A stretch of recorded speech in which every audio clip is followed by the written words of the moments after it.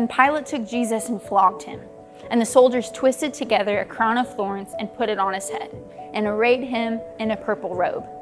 They came to him saying, "Hail, King of the Jews," and struck him with their hands. John 19, verses 1 and 2. Today, we are in Jerusalem's Old City, just inside the Jaffa Gate at the site of Herod's palace, also known as the Praetorium. Several of the Gospels tell us that Jesus was taken to the Praetorium, where he is beaten by the Roman authority Pontius Pilate. We encounter the same language of the Praetorium being used when speaking of Herod's palace at Caesarea Maritime in the book of Acts. Archaeologists also found a form of mosaic art here called opus sectella, which is a design unique to Herod's palaces.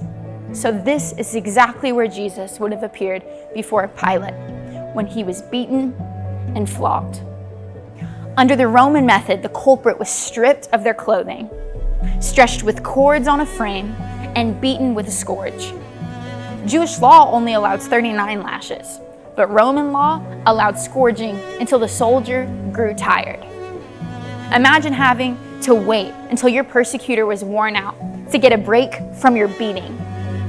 They would enclose metal and bone within leather straps of the whip, and historical text shows us that sometimes bones and intestines were exposed after the skin was ripped from the body in the flogging process. From here, he drags his cross to Golgotha. Standing at the top of the tower, here you can see the dome of the Church of the Holy Sepulchre in the distance. This is the most probable site for Christ's crucifixion and resurrection. Now it's easy to see his journey from here to there. After the brutal flogging and beatings, Jesus makes his way to Calvary, carrying a cross on his exposed back. The pain and agony must have been overwhelming. The burning open wounds as the morning air blows. The bruised muscles and bones buckling from the pressure. They dress him like a king and laugh at him. They twist a hateful crown of thorns and place it upon his head. Today we remember the pain he endured for us, the mocking and physical punishment, as well as the spiritual anguish of that moment. Isaiah 53:5 tells us that he was wounded for our transgressions. He was bruised for our iniquities.